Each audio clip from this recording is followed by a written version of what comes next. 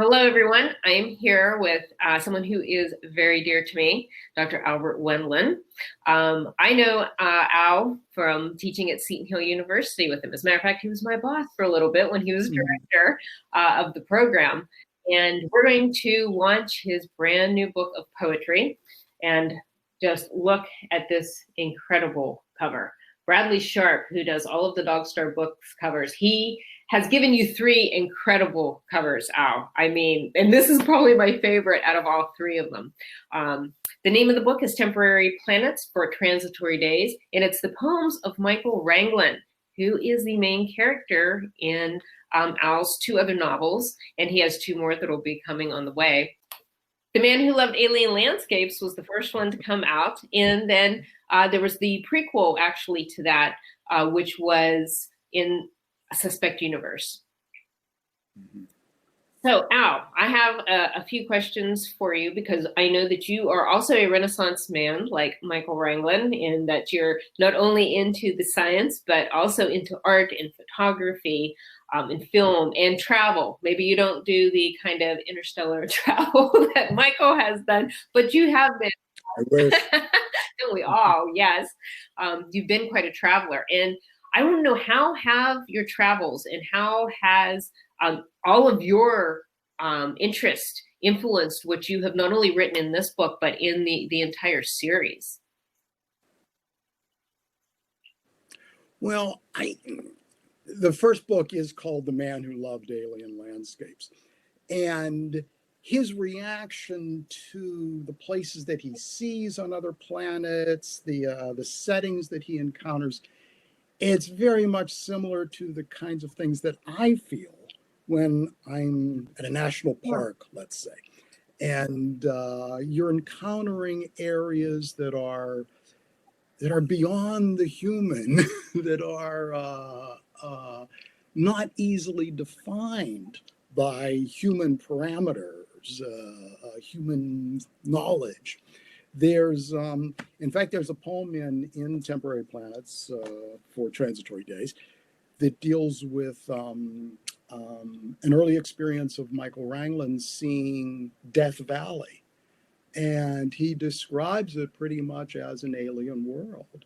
He says it's like an alien planet where the lid has been taken off of it, and you're looking into the depth of a place that does not care about human beings at all.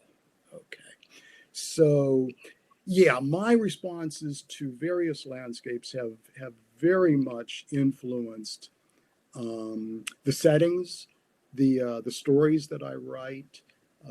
Wrangland's whole reaction to what he's seeing on an alien world is part of not just the themes of the books, but the inspiration for the books, how he reacts, where his emotions are.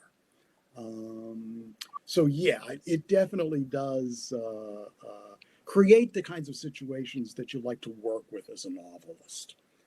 Putting someone in a place which is unlikely, frightening, overwhelming, all the kinds of responses that you might feel to sheer grandeur, sheer areas that are unexplained.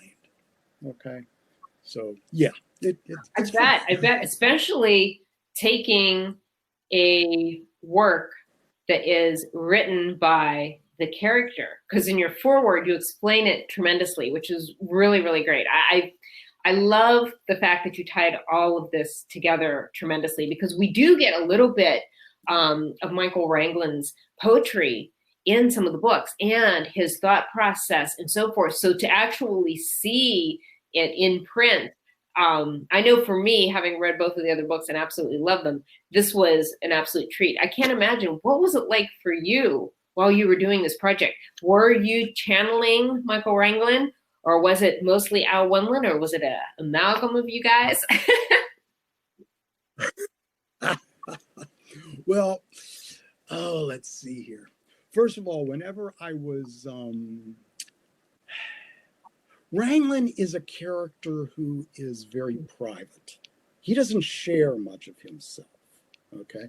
Whenever I was writing the first book, I once I was having a problem with him, but I found that he would talk about things that he was cynical about, that he could be sarcastic about. But in terms of something that he really felt, that he was serious about, something very important to him, he didn't always talk about that. And he definitely didn't reveal much about himself. The editor to the book talks about that, that we don't know much about him at all. And yet, throughout his life, he apparently kept a notebook of personal jottings. Now, he's a poet himself. He is a writer, and he's published in his world. But those publications, literary poems, essays, things like that, the stuff that's really revealing, he kept to himself. And I had that idea even when writing the first book, because there were some quotations from poems in here, not that many. But when I was writing the second book, I definitely was thinking in terms of the notebook of poems that he has. And in fact, that notebook is a particular plot point in this work. So it definitely does relate.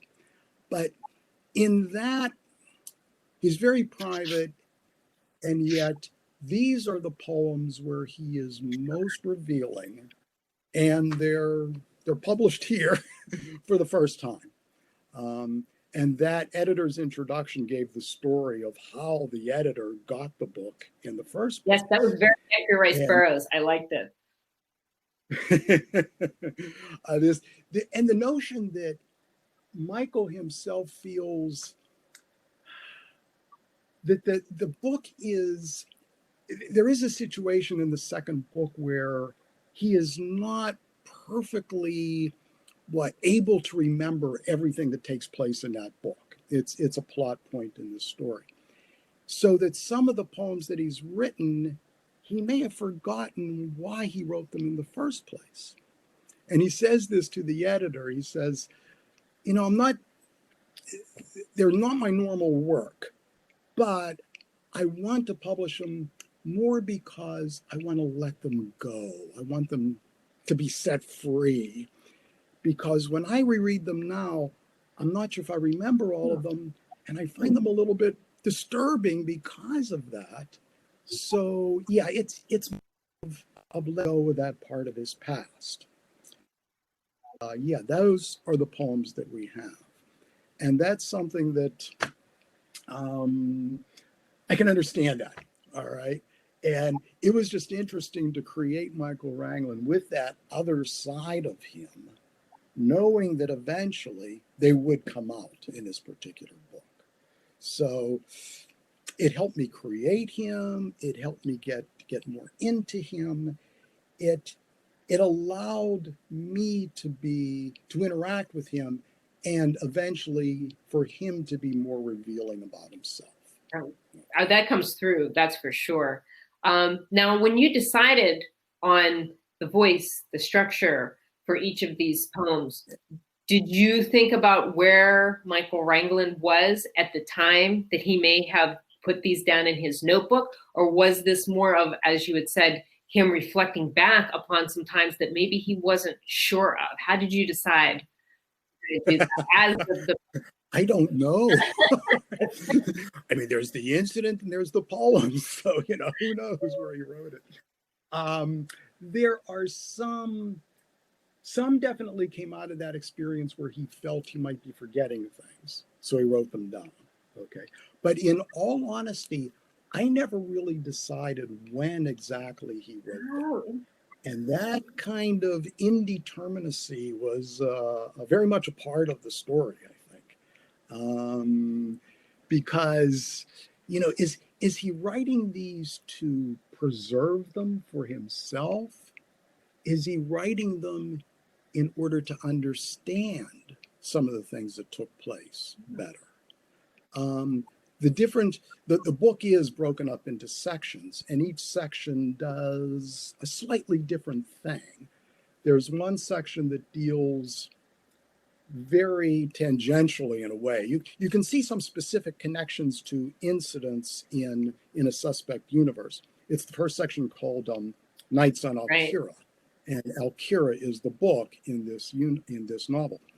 Sometimes you'll see the direct connections, but sometimes the connections are very vague. And you don't know, I don't know either, just how long after the events he really wrote these. Yeah. And that adds to right. it. You might wonder after a while, well, how much is he creating what he's remembering here?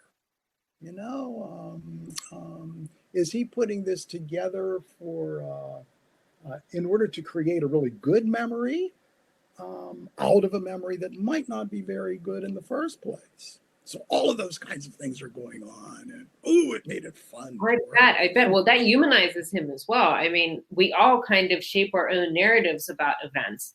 And now, are some of these poems going to be hints at the 2 novels that are yet to come? Yeah. Not too much overt there, but there was one poem in here. There's What the Coyote Said, okay? And there is, in A Suspect Universe, Wendland has a dream in which this character of the coyote appears. And it starts telling him certain things, and we don't understand what they mean. But for example, there's this passage: though other stories end, your deep story thrives. A suspended revelation told in galaxy time. And that's going to be the title of the last book. Yeah.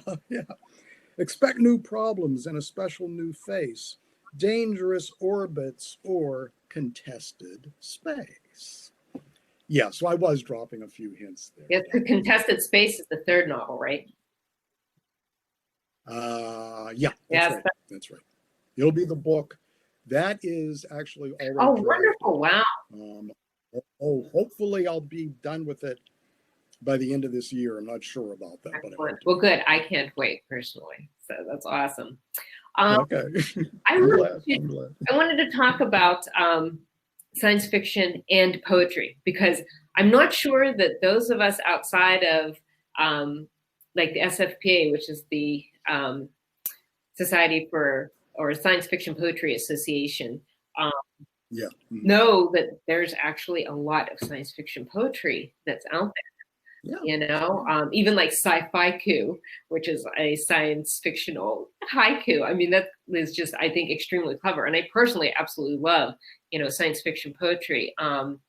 And I'm sure hoping that this book ends up winning the Elgin Award this year, because it totally deserves it. Yeah, it is so awesome what you brought into there.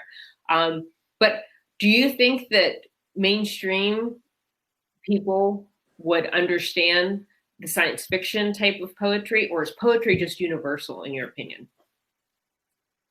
I feel that poetry is universal. To me, a poem it's a response to something that you see, that you feel.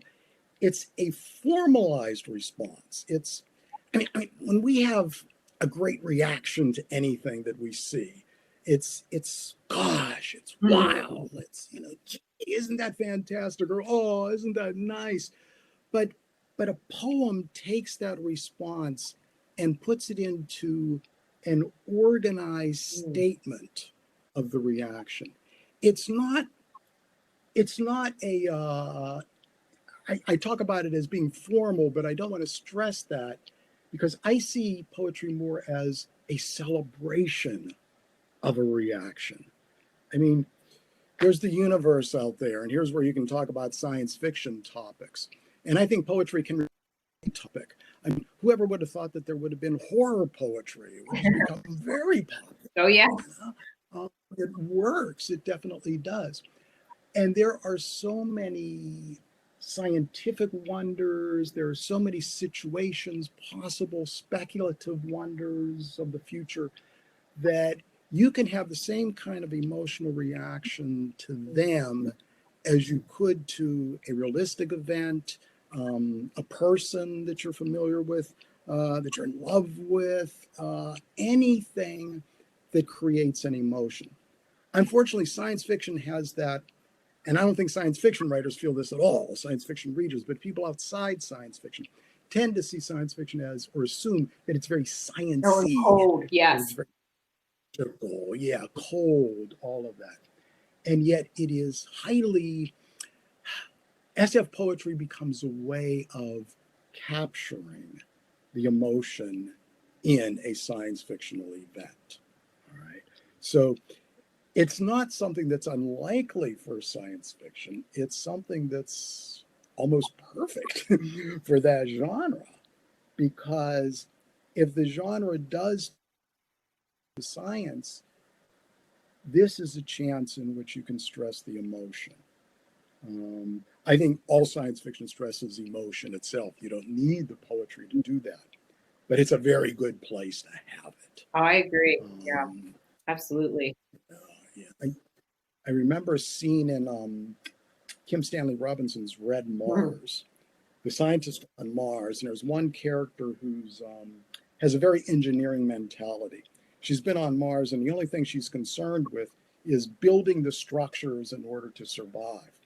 And everybody else says, well, you got to get out and see Mars. And she's going, well, no, I'm interested in this stuff here. Well, they finally force her to leave, and they take her to this very scenic place. And suddenly she's having that, gosh, wow moment. Now, Kim Stanley Robinson basically gives you a paragraph that's very poetic to give her reaction. But that's the very kind of thing where science fiction poetry can work in science. Oh, yeah, that's a great illustration of that. And it, for me, it also is an example of what I think you do extremely well, which is the sublime. That idea of a boundlessness that, for quite honestly, I found for sometimes non-science fiction readers, it scares them. They don't like that. And I wonder if sometimes the idea of not having a boundary is part of what they consider the cold aspect of science fiction, where those of us who look at that as, no, that is the wonder, that is the enchantment, that is everything, you know, as it is awe-inspiring. But I feel that you do sublime extremely well. I remember whenever you did a talk for our library, in fact, and that was just incredible the way that you described it. And I thought, yes, that's exactly for me what that is like. That's why I get so emotional and about science fiction. And I saw that you have quite a few influences here. And if I might, in the acknowledgments, I'm going to read about some of them because I thought it was great. First of all, the Silver Age of DC Comics. That was really cool. Yes.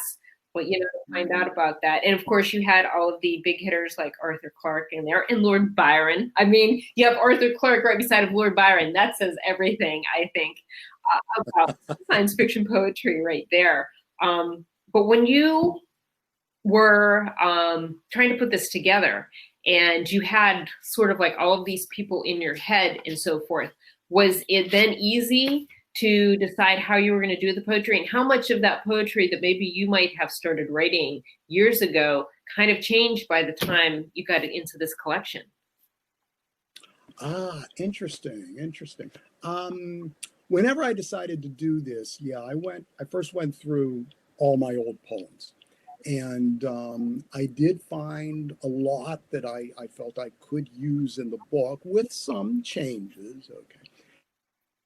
And I wanted to write a whole bunch of other new poems that would represent areas of Wrangland that hadn't been seen before, that this would give me a chance here to explore him a little bit more, his emotions.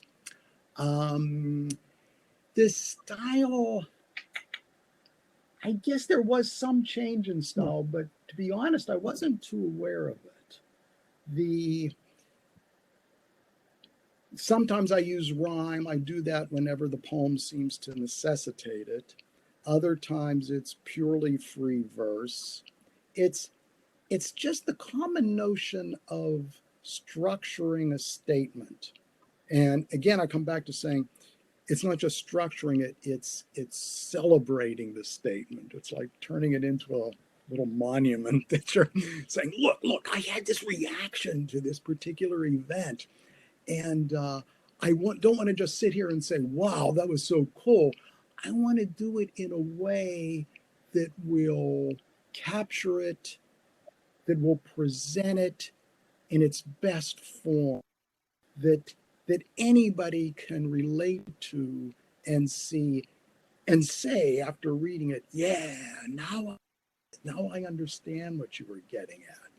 And you might not understand everything, but still the emotion is there. No, I didn't see that many changes. The biggest problem I had was once I decided all the poems that would go in there, and once I wrote all the poems that I wanted, organizing it was an issue. I was going to ask about that. You have some great section headings, and I will share what some of my favorite ones are later. But Nights on Alcara, which I knew exactly where that came from. Rocket Punk, which happens to be one of my favorite sections, and I'm going to read a little bit of a poem a little bit later, one of the ones that I like there. Planetary Romance, which I also really enjoyed. Tales of Old Earth. Riley's World, and I knew exactly where that came from. Yes. Then Dark Galaxy and Sanctuary. And I thought that you did a really nice job in deciding where each of these should go, because I imagine when you're first writing the poetry, you're not thinking about classifying them into sections like that. It's just coming out, you know, and that's kind of a. I mean, I knew. I'm sorry, I didn't hear. I was going to say, classifying them is actually part of the art itself. Yeah. I mean, you want to, ideally, you want the entire collection to be a poem in itself. I mean, you want a kind of movement, a structure, and I definitely was thinking of that here because Nights on Alcara deals with the most recent events for him. And then he goes off into many different things that he's imagining, other things that he's encountered. And finally, you end up with the section called Sanctuary, where it's as if, okay, he's gone through it all, and now he's kind of accepted everything. It's settled. I mean, I can picture him after finishing this collection or rereading it and deciding on the organization, because the notebook, of course, would have been very disorganized. But whenever he gave it over to the editor, he gave a table of contents. So he was expressing. I can picture him getting to the end of this book and saying, arranging it and thinking, okay, it is done now. I've reached a conclusion. And as you probably know, the last poem in this book refers to the very last scene in this book. Yeah. So all of that tying together, made for, I hope for him anyway, a satisfying conclusion. I agree. And now, if I may, Al, I would like to read to you some of Michael Wrangland's poetry, because in the section that was Rocket Punk, the one of the poems there was Negotiating a Dream. And to me, this poem actually summarized much of not only what this collection is about, but also what came out of some of the other novels and about Michael Wrangland himself. So if you'll indulge me. Hey. How do you take a future from the past and reconstruct it for the present day? How do you distill its varied promise, purify its faults, keep its one-time social appeal of critiques shot from under the table, its free and illicit pulp pleasures, its shared, exclusive, sharp-spoken tongue? How do you accept its alternate reality that long since has been rendered unreal? A foreign era's quaint projections preserve the fragile naivete that once made an engine's call to action. How do you acknowledge whims as serious? Keep those future flights of fiction from becoming today's harmless fantasy. Maintain their once ready scenarios as yet still suitable post-future worlds. Reclaim what's best from a time archaic, a period out of touch. even vaguely obscene? How do you translate their star-touched hope into applied, objective correlatives, goals for the not-so-inexperienced and less than cosmic patrons of today? Is a dead society's order required? Are dreams locked to their spawning roots? Must looking ahead be always grounded in a mired past? With newfound clips came new space regimes. So, can we negotiate, maybe even appropriate, some other era's lost stellar dream? And I lied, I read the entire thing because it was but that was awesome because to me, that you put in parts of the novels that are there. But then it is also something that I think can stand alone because it is exactly what we're talking about. It's that awe. It's the universe. It is the universe in his mind. It's the universe at large. It is everything. And I was just wondering, how do you feel about any of these poems being representative of the whole, or do each of them have their own representation to you in some way? I would have to say that each of them has a major statement of its own. Yeah, I didn't see this book as an overall big statement and then making each poem tie into that overall statement. No, I built up from the base, especially in terms of the sections, because each of the sections tends to take a different approach, talks about a different subject, and at times even has a different voice than the other sections. It's Michael Wrangland in a different frame of mind for each of those sections. Yes, that was very clever, by the way. And it helped too, because there are some poems here that could be put, into other sections. He gets fascinated by the writing, the comic books, the pulp fiction, the science fiction from the period right before the space program. And he's asking, how can we maintain that? Is it possible to still do that today? And his day is 2 centuries in the future, when people are very used to space travel. But they also broke into it very quickly because of that clip, which had the technology to provide space travel, was found. So he's basically saying, gee, isn't it similar? Aren't we in the same kind of situation where we're suddenly exploding out into the galaxy? And they were on the verge. They thought of themselves being ready to do that themselves. Might not have worked out that way, but that's why he's looking at the dreams that they had, the hopes that they had. And he's really saying, well, do we need the same kind of society now in order to do that? And he's saying, no, I don't want that. But I do want that promise, that hope. How do you distill its buried promise? Purify its faults, but still keep the dream that was there. And that's, anybody who enjoys a good, rousing science fiction story is being defended by that poem. Okay, the kinds of feelings that you were just talking about, the grandeur, the depth, the width, all of that. And some of the other poems in this section, one of my big favorites is Loving the Spaceport, okay, which talks about all the plastic images. I was with that one. It's read, but I really have a lot of fun reading it. That's what he's trying to capture there.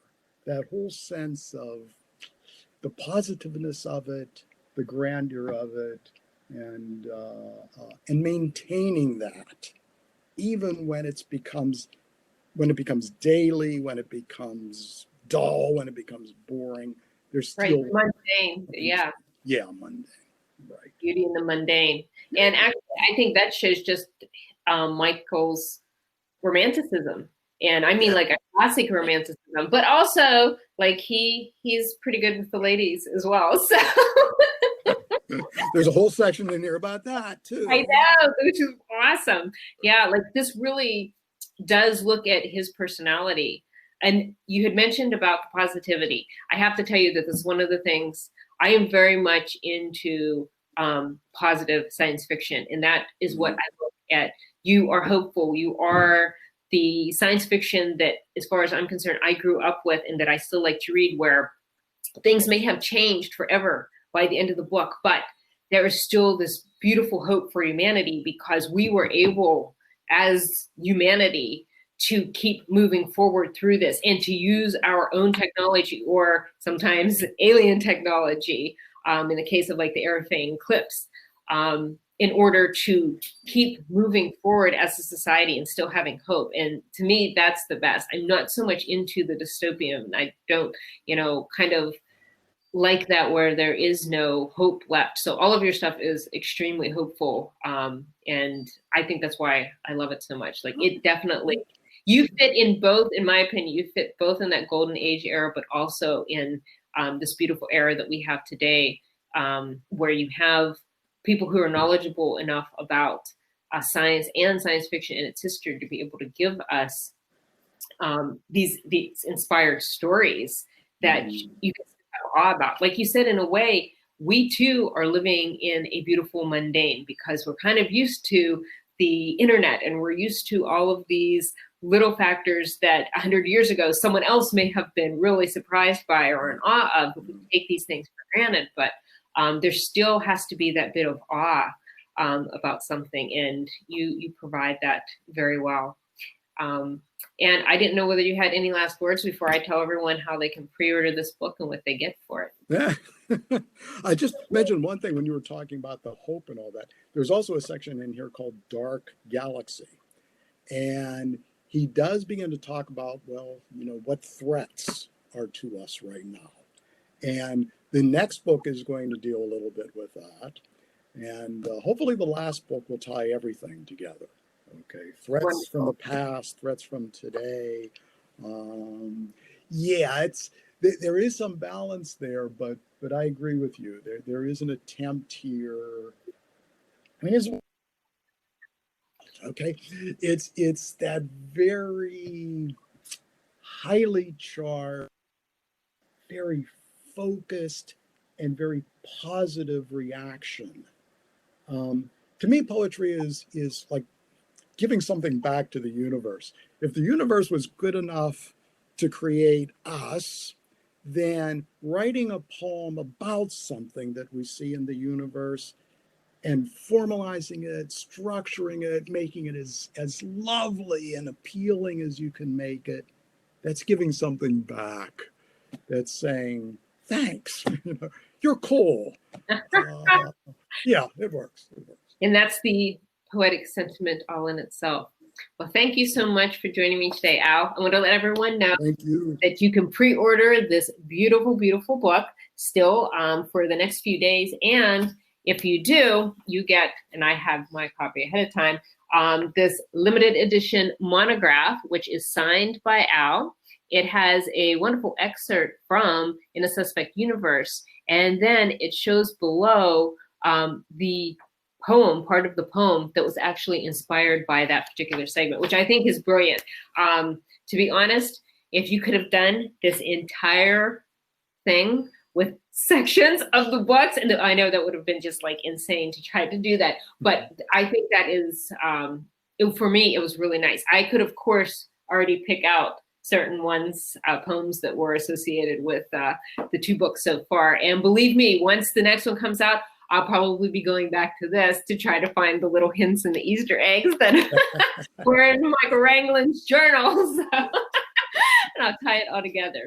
But wonderful. Thanks so much, Al. Oh, thank you, Heidi. This was delightful. Okay.